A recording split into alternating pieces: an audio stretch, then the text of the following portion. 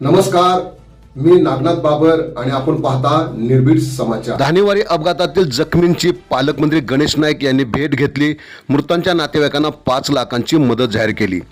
पालघर जिल्ह्यातील धानेवारी येथील भीषण अपघातानंतर वनमंत्री तथा पालघरचे पालकमंत्री गणेश नाईक यांनी वेदांता रुग्णालयात जाऊन जखमींची विचारपूस केली। शासन जखमींच्या पाठीशी ठामपणे उभे असून जखमी पूर्णपणे बरे होईपर्यंत त्यांच्या उपचाराचा संपूर्ण खर्च शासन उचलणार असल्याची माहिती त्यांनी दिली। तसेच अपघातातील मृतांच्या कुटुंबियांना मुख्यमंत्री सहायता निधीतून प्रत्येकी 5 लाख रुपयांची आर्थिक मदत जाहीर करण्यात आली आहे। मुंबई अहमदाबाद राष्ट्रीय महामार्गावरील धानेवारी गावच्या हद्दीतील गेटीपाडा येथे झालेल्या या भीषण अपघातानंतर प्रशासनाने तातडीने मदत कार्य सुरू केले।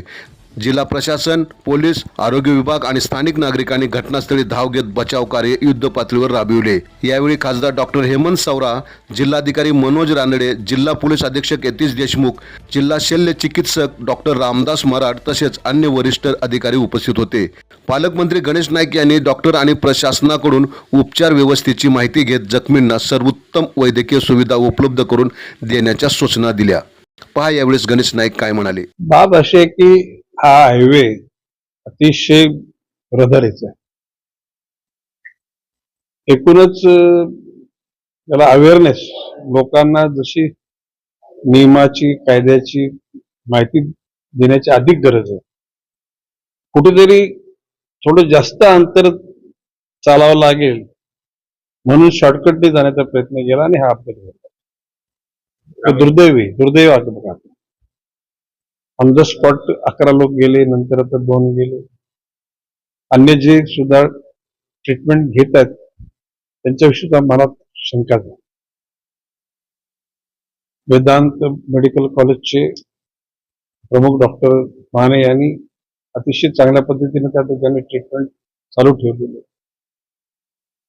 माननीय खासदार सावरा,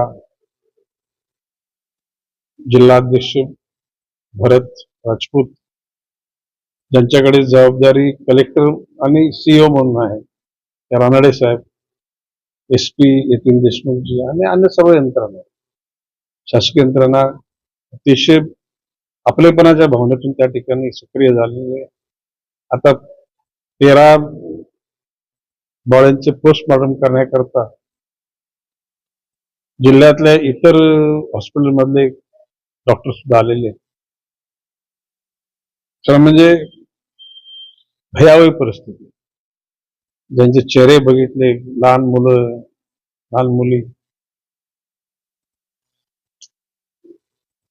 म्हणजे माणसं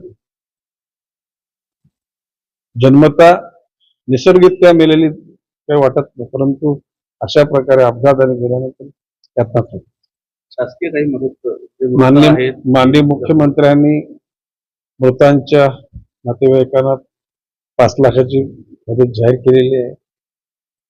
आता हे जे जखमी आहेत त्यांचा शेवटपर्यंत खर्च सरकार करेल आणि हे बरे झाल्यानंतर सुद्धा त्यांची देखभाल शासनाच्या वतीने केली जाईल। आपण पाहत राहा निर्भीड समाचार।